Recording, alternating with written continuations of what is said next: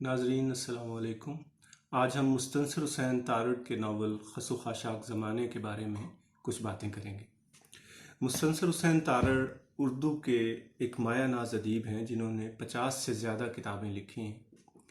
اور اس 1 مارچ 2020 کو آپ 81 برس کے ہو جائیں گے۔ تارڑ صاحب یقیناً اردو ادب اور پاکستان کے لیے فخر کا باعث ہیں کہ جنہوں نے نہایت اعلیٰ معیار کی ادبی تخلیقات دنیا کے سامنے پیش کی ہیں۔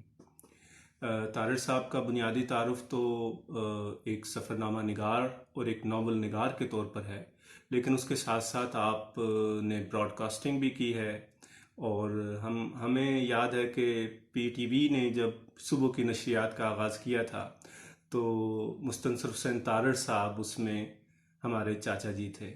اور جتنی محبت سے، پیار سے، اور خاص طور پر بچوں کے ساتھ آپ نے جس طرح ایک بے تکلفانہ اور دلچسپ گفتگو کا آغاز اس پروگرام میں کیا، وہ یاد رکھے جانے کے قابل ہے۔ اس کے علاوہ تارڑ صاحب کی ایک پہچان سفر نامہ نگار ہونے کے حوالے سے جو ہے وہ بھی ایک بہت انفرادی شناخت ہے، کیونکہ آپ نے دنیا بھر کے سفر کیے، خاص طور پر پاکستان کے کوئی ایسا علاقہ نہیں ہوگا جہاں پہ تارڑ صاحب نہ گئے ہوں، کوئی ایسی چوٹی نہیں ہوگی جو انہوں نے سر نہ کی ہو، کوئی ایسا علاقہ نہیں ہوگا جو انہوں نے دیکھا نہ ہو۔ اور صرف یہ نہیں کہ انہوں نے خود یہ سیاحت کی، بلکہ اس کے ساتھ ساتھ انہوں نے اس میں اپنے تجربات کو، اپنے محسوسات کو، اپنے خیالات کو کتابی شکل میں بھی شائع کیا، جو خاص و عام میں مقبول ہوئیں۔ بلکہ ان تمام علاقوں میں جہاں پہ تارڑ صاحب گئے ہیں، بہت سی جگہوں پر ان کو ابھی بھی یاد کیا جاتا ہے کہ تارڑ صاحب وہاں آئے تھے، اور ان کی آمد کی وجہ سے وہ علاقہ اور اس کی خوبصورتی اور اس کے لوگوں کی خصوصیات دنیا کے سامنے آئیں۔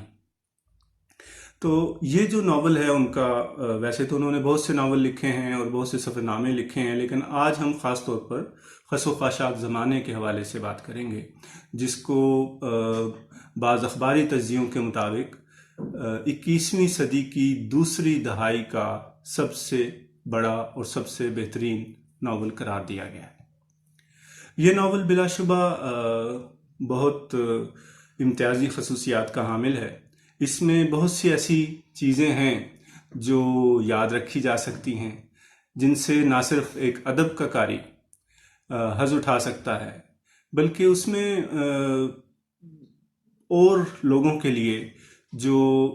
ان موضوعات سے دلچسپی رکھتے ہیں، جیسے تاریخ سے دلچسپی رکھتے ہیں، سماج سے دلچسپی رکھتے ہیں، رواجوں سے دلچسپی رکھتے ہیں، برادریوں سے دلچسپی رکھتے ہیں، پنجاب کے دیہات کو سمجھنا چاہتے ہیں، پنجاب کے دیہات کے کچھ خاص کرداروں کو سمجھنا چاہتے ہیں، اور ان ذاتوں اور برادریوں کے لوگوں کی زمین کے ساتھ جو جڑت ہے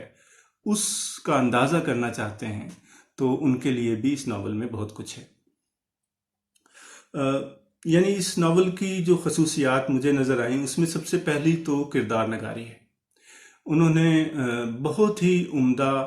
اور منفرد کردار تخلیق کیے ہیں،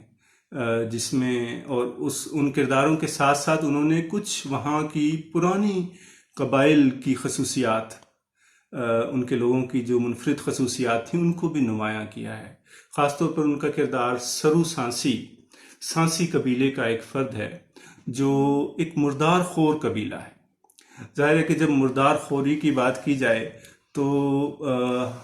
آج کے انسان کے ذہن میں اس کے حوالے سے ایک کراہت پیدا ہو جاتی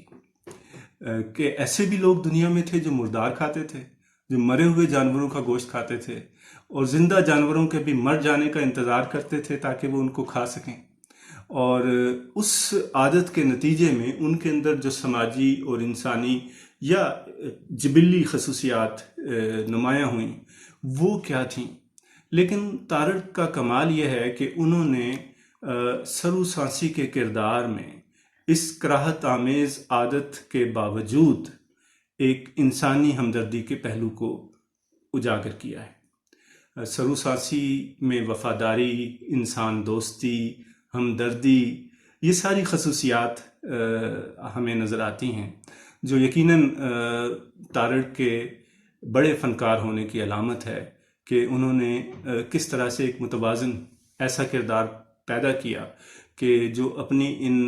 عادات اور خصوصیات اور جبلتوں کے باوجود پسند کیا جا سکے اور جس میں وہ کچھ انسانیت کو دریافت کر سکیں۔ اسی طرح سے آپ نے ایک بہت ہی خوبصورت اور دلچسپ کردار،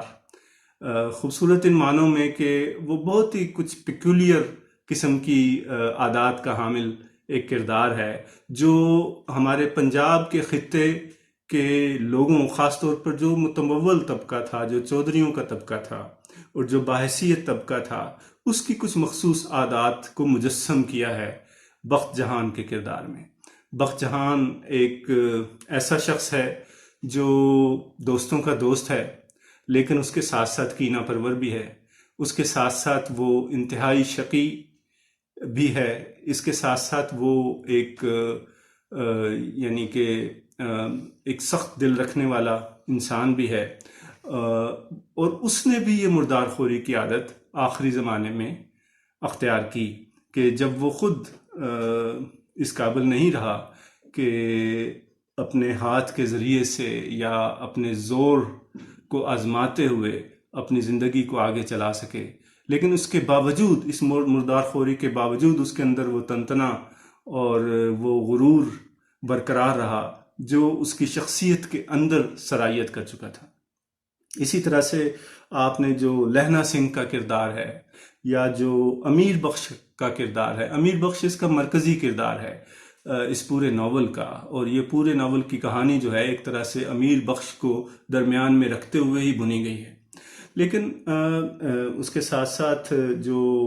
شباہت کا ایک کردار ہے، جو سروسانسی ہی کی بیٹی ہے اور جو جا کر کینیڈا میں بس گئی پاکستان سے، اور پھر ان کی شخصیت میں جو تبدیلیاں رونما ہوئیں، لیکن جو ان کی جبلی خصوصیات تھیں انہوں نے ان کے کردار میں کس طرح کی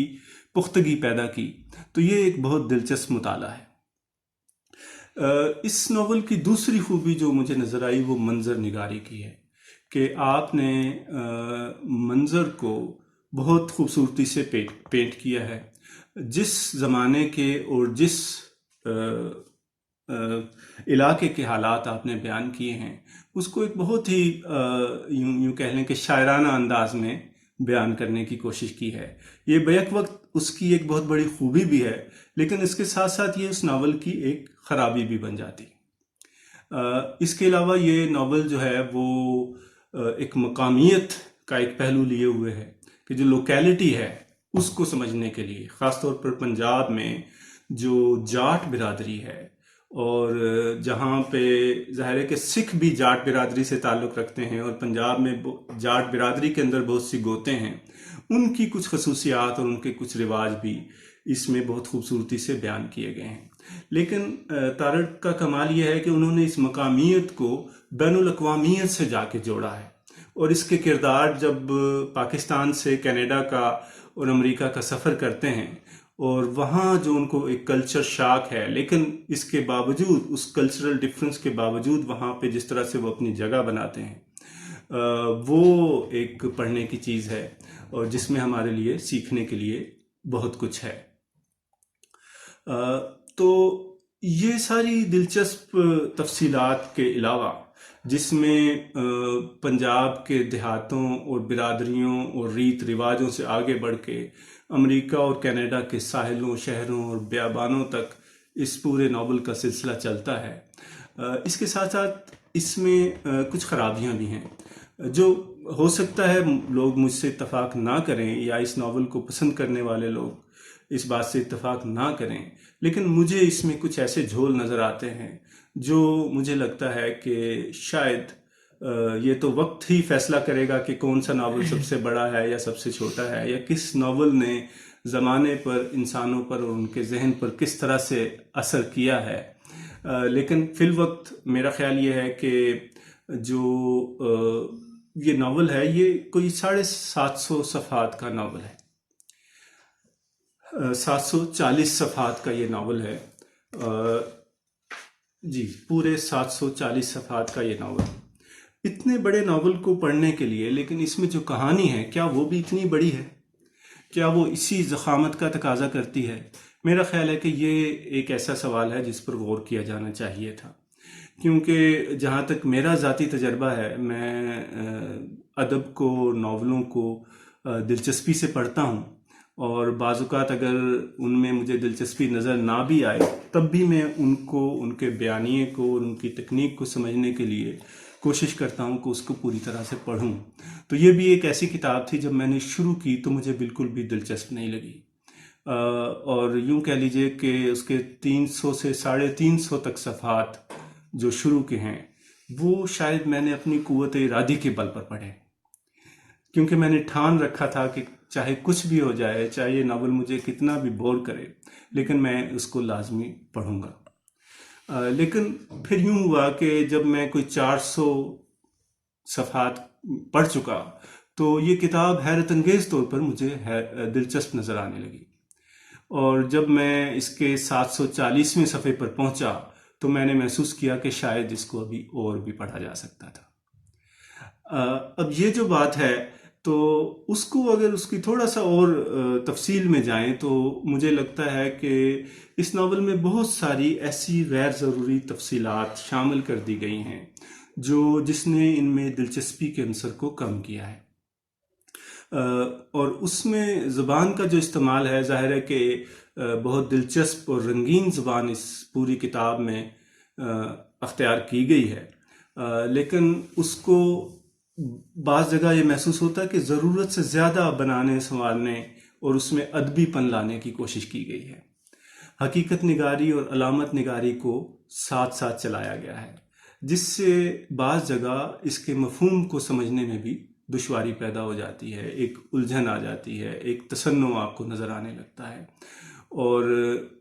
یعنی اس کی ایک خوبی بہرحال یہ کہی جا سکتی ہے کہ اس میں سے متنوع امکانی مطالب کو اخذ کیا جا سکتا ہے، لیکن اس کے واضح بیانیے کو سمجھنے میں بہرحال کسی حد تک دشواری موجود ہے۔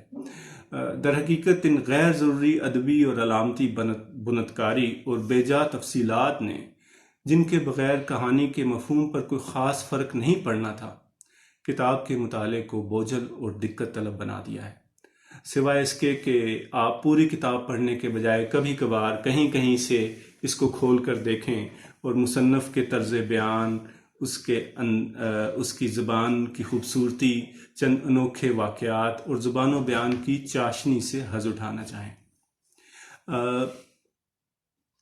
اس میں ایک بات میں اور کرنا چاہتا ہوں کہ اس کتاب کے اندر زبان کی خوبی یہ ہے کہ بعض عبارتیں بہت ہی شاندار ہیں، بعض جملے بہت خوبصورت ہیں، کردار اور واقعات بعض بہت انوکھے ہیں۔ جیسے میں نے پہلے عرض کیا کہ مردار خوری کا جو گدھوں کا طریقہ ہے، اس کی جو ڈسکرپشن مستنصر حسین تارڑ نے دی ہے، وہ ڈسکرپشن شاید مجھے کہیں اور نہیں ملی۔ اسی طرح سے جو ذات برادریوں کے رسم و رواج اور عادات کو جس طرح سے بیان کیا ہے، وہ بیان بھی آپ کو بہت کم جگہ پہ نظر آتا ہے۔ ایک چیز اور ہے کہ اس میں اس حقیقت نگاری اور زبان کی فنکاری کے ساتھ ساتھ کچھ تمثال پسندی بھی ہے، اور ساتھ ایک سوریلزم کا بھی عنصر موجود ہے۔ سوریلزم یہ ہے کہ آپ چیزوں کو ان کی حقیقی سطح سے اٹھا کر کچھ علامتی سطحوں پر لے جائیں اور وہاں سے آپ ان میں کچھ بڑے معنی شامل کرنے کی کوشش کریں۔ یہ کوشش بعض جگہ تو آپ کو اچھی لگتی ہے، لیکن بعض جگہ آپ کو لگتا ہے کہ اس کوشش نے، اس کے اندر جو رچاؤ تھا، جو زمین کی جڑت کی وجہ سے اور جو حقیقت نگاری کی وجہ سے جو رچاؤ پیدا ہو رہا تھا، اس کو سوریلزم نے متاثر کیا ہے۔ تو بہرحال اس کے باوجود ناول ایک بہت بڑا کینوس ہے جس پر تصویر کشی کے لامحدود امکانات موجود ہیں، اور یہ ایک ایسا میدان ہے جہاں کوئی بھی کھیل کھیلا جا سکتا ہے۔ تو مستنصر حسین تارڑ کا ناول یقیناً یہ مطالعے کے قابل ہے اور اچھا ہے، خوبصورت ہے، اور اس کو بڑے ناولوں میں شمار کیا جا سکے گا، لیکن یہ کہنا کہ یہ اس دہائی کا سب سے بڑا ناول ہے، میرا خیال ہے کہ اس پر مزید بحث کی گنجائش موجود ہے۔ انشاءاللہ اگلی نشست میں ہم ایک اور موضوع یا ایک اور کتاب کے ساتھ آپ کے سامنے حاضر ہوں گے۔ اگر آپ کو یہ گفتگو اور یہ ویڈیوز اچھی لگ رہی ہیں تو میری آپ سے درخواست ہوگی کہ آپ ہمارے اس چینل کو سبسکرائب کر کے ہماری حوصلہ افزائی کیجیے، تاکہ ہم آپ کی اس حوصلہ افزائی کی مدد سے کچھ نئے اور انوکھے موضوعات لے کر آپ کے سامنے حاضر ہو سکیں۔ آپ کا بہت بہت شکریہ۔